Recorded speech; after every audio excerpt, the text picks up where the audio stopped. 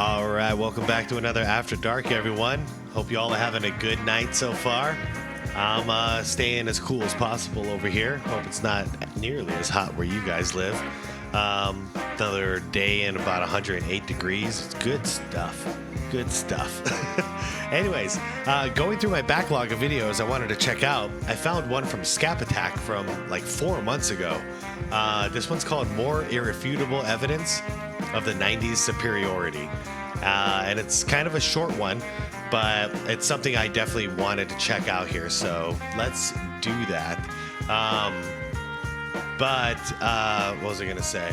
Yeah, I am a huge advocate for the 90s. Okay, I'll say 80s, 90s, and 2000s were my favorite eras. After 2010, that's when I started losing interest. So the last like 14 seasons is when I would say we're kind of in the dark ages.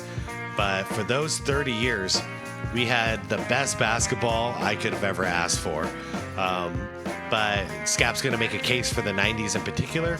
And my personal favorite era is the 90s. So definitely going to check this out. But as always, I'm going to link the original Scap Attack video down below if you want to check it out without my commentary. And everybody else, as always, please leave a like to this video. It helps out a ton. And I appreciate you all doing it every single time. Quick little side bit. How cool is it? I've got a 98% like to dislike ratio. That's pretty crazy. So that means out of every 100 likes that I get, like I get two dislikes. So I appreciate you all. I really do appreciate you all, because that just shows, like, you know, you guys are actually putting in that effort and hitting that like button. And it means a ton to me, because that's really what pushes these videos out. And you guys are helping me build this thing, and thank you very much. But anyways, no more rambly.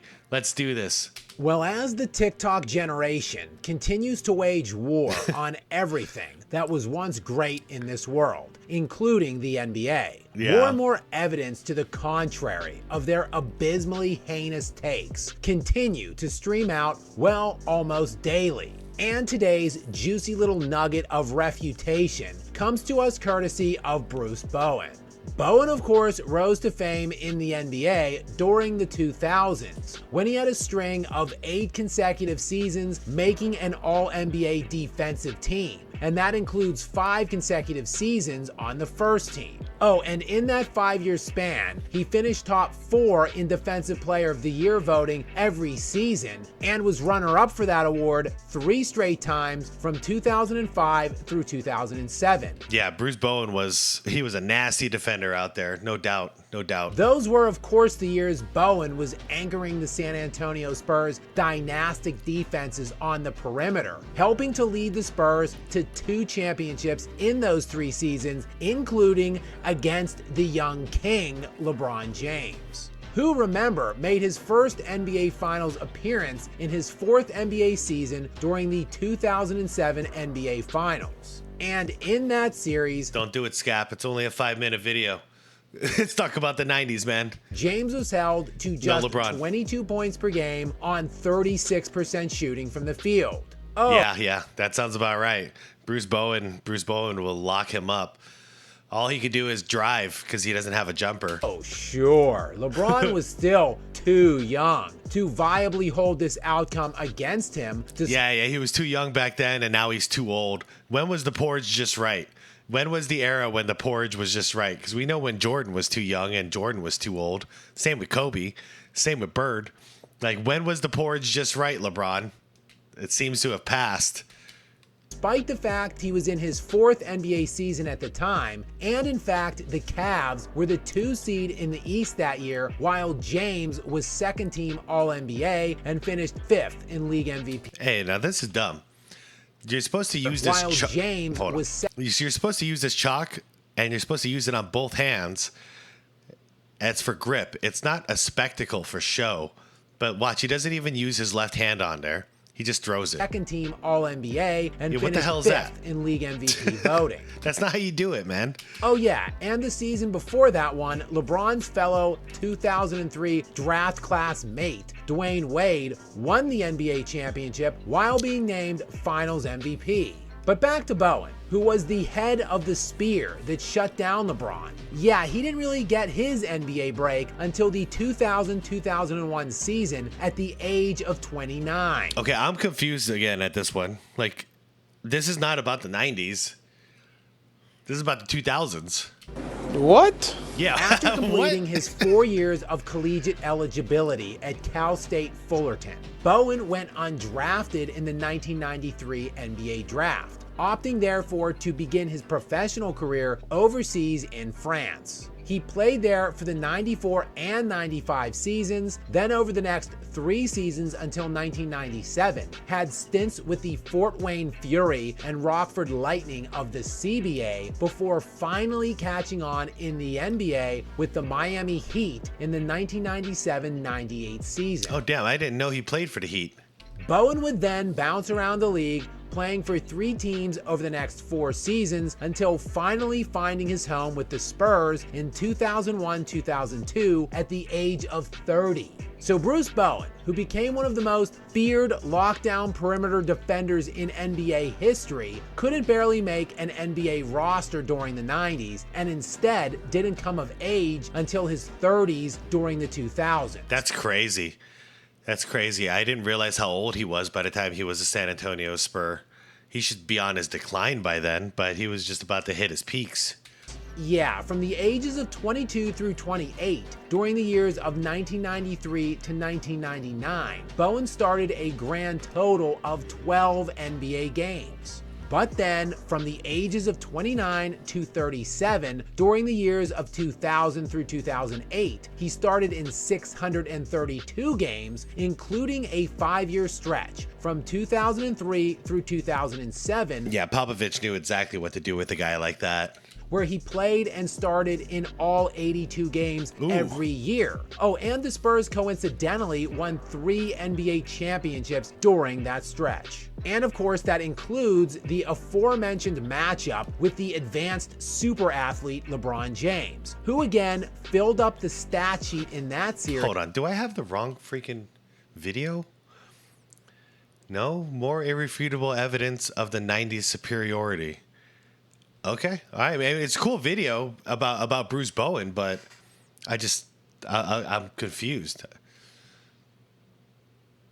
I'm tripping, I guess. To the tune of 22 points per game on 35% shooting in that 4-game sweep. Damn. Oh, and Kobe Bryant got a look at Bowen and that same Spurs defending championship squad, coincidentally the very next season in the 2008 Western Conference Finals. A series the Lakers, though, would win in 5 games behind Bryant's 29 points per game on 53% shooting from the... Yep.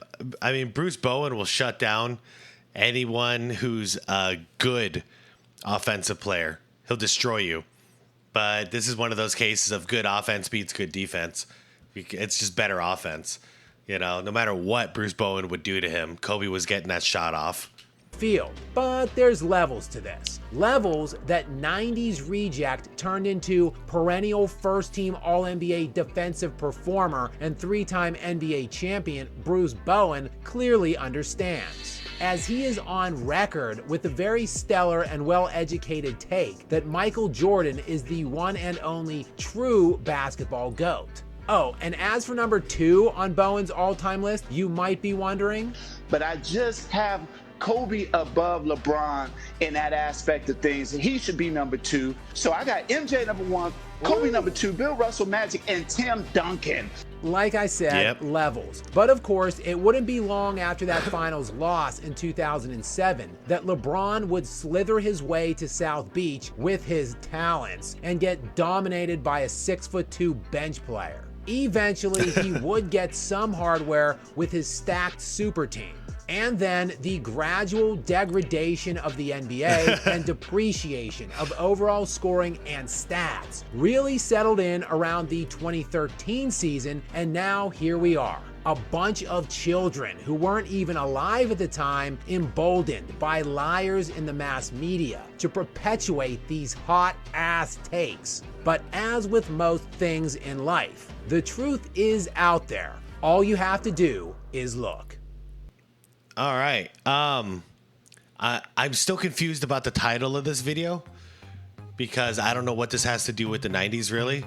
But I mean, it is cool. Like this is a Bruce Bowen video celebrating how Bruce Bowen like was able to rise from like nothing. You know, he was a nobody. Nobody knew about him. Look, even me, I didn't know he was a Miami Heat player before he went to the San Antonio Spurs. So it's a cool story about how he became, you know, a 3-time champion for the San Antonio Spurs and a huge part of that team. That they accomplished such greatness. But yeah, he did it. But the majority was all on a defensive end for him. He was a defensive stopper, and then he'd also hit he'd hit those corner threes when needed. So he was kind of a perfect player for the San Antonio Spurs. But yeah, like I said, I'm not sure what this has to do with the 90s because this era was in the 2000s, which is also one of my favorite eras. But yeah. Anyways, yeah, let me know what you guys thought about it. What are your Bruce Bowen memories? Because he was my worst nightmare when it came to the Phoenix Suns. I hated facing up against him. He was not somebody for an offensive juggernaut team like the Suns had. Going up against Bruce was not a cool thing for us at all. But all right, everybody, let me know what you thought. I'll see you all in the comments. And leave this video a like if you enjoyed it. Dislike it if you didn't like it. And subscribe to the channel if you want more content like this. Have a wonderful night, everybody. I appreciate you all. And I'll see you tomorrow morning on the next one, okay? All right. Tell your loved ones you love them. Huh? The night's still young. Peace out.